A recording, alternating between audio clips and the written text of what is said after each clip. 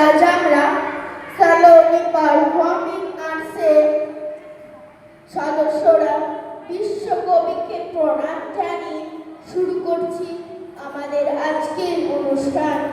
আমরা যারা অংশগ্রহণ করছি তারা হলাম আমি ইপসিত মুখার্জি, আমি অশ্বিক চক্রবর্তী, আমি তৃষা বিশ্বাস, আমি তরুণী গোস্বামী।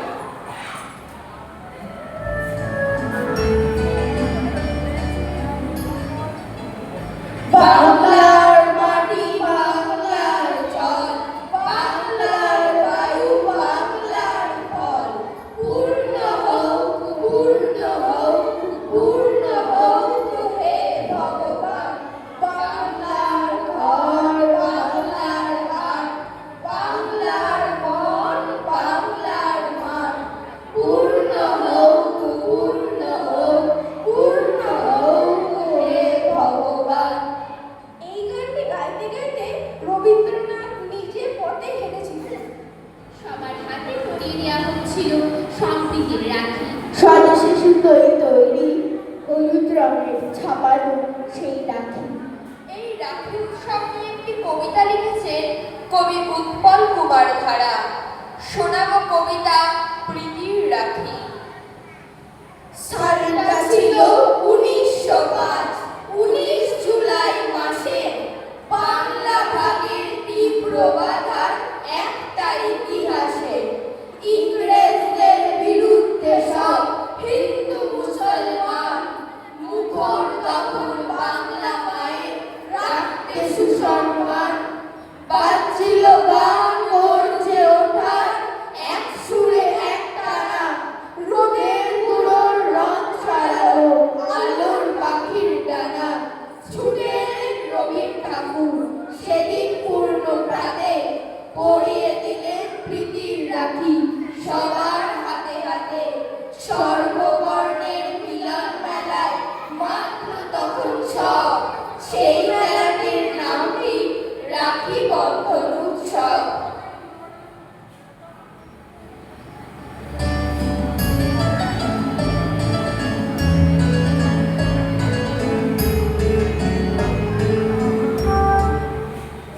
এবার আমাদের দ্বিতীয় নিবেদন কবিতা কোলাজ আমার রবীন্দ্রনাথ। এটির সংকলন ও পরিচালনা করেছে প্রীতম ভট্টাচার্য।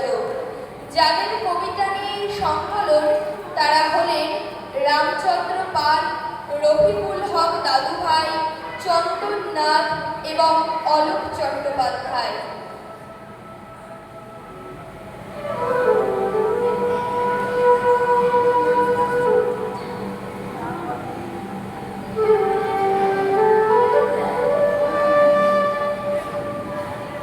তোমার ছবি আঁকা সহজ একটি দুটি রেখায়, মুক্তি তোমার ফুটে ওঠে ড্রয়িং খাতার পাতায়। ঢেউ খেলানো সাদা চুল আর মুনি ঋষির দাড়ি, তোমার বুঝি শরৎকালের মেঘের দেশে বাড়ি।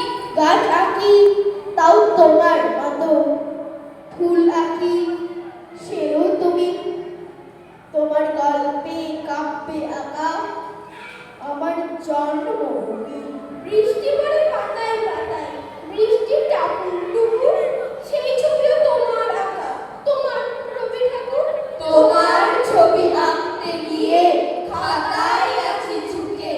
তোমার ছবি আঁকা আমার বাংলা মায়ের মুখে। যেদিকে তাকাই তোমার ছবি, তুমি আমার আপন কবি। সাত সকালে নীল আকাশে যখন দেখি সূর্য ভাসে। সবাই বলে ওইটা তুমি, আভাই উজ্জ্বল বঙ্গভূমি।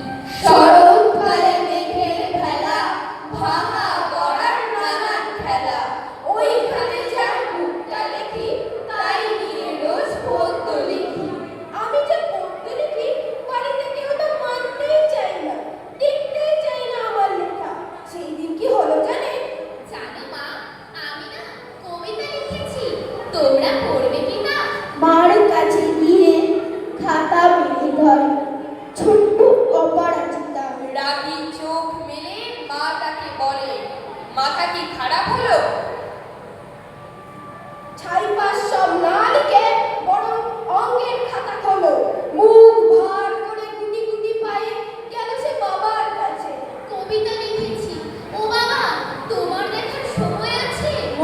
না তুলে বললেন বাবা। কবিতা লিখেছ, বেশ, পড়বো তো বটে, আগে খবরের কাগজটা করি শেষ।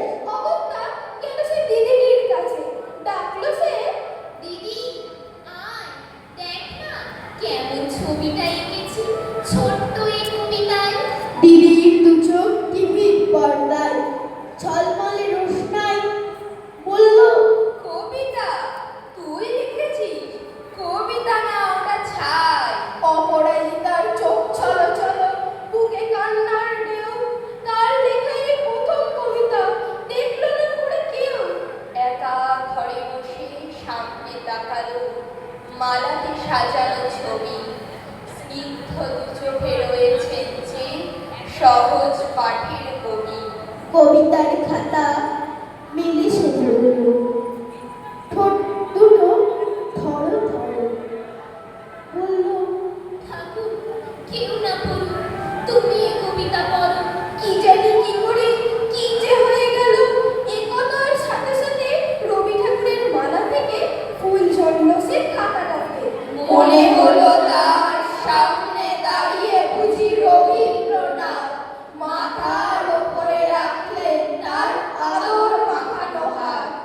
বাবার আছে বইয়ের পাহাড়, মায়ের শুধু গান, দিদির আছে নাচের নাটক, আবৃত্তিতে টান। সন্ধে রাত্রি সকাল দুপুর সবার তুমি রবীন ঠাকুর। আমার কথা কেই বা শোনে, বলছি কথা নিজের মনে। জানি তুমি মস্ত বড়, ওই যে ছবি তুলছে মালা, মিছির উপর প্রদীপ জ্বালা, জন্মদিনে তোমায় বলি, ওই যে আমার বইয়ের থলি, ওরই মধ্যে সহজ পাঠ, পড়েছি তার চারটি ছড়া, স্কুলে দেবে যেমন পড়া, তারই মধ্যে সেই যে লেখা, হারিয়ে পাওয়া আলো তীরে নাচাই ডালে ফিরে ফিরে ঝুঁকো ফুলের লতা।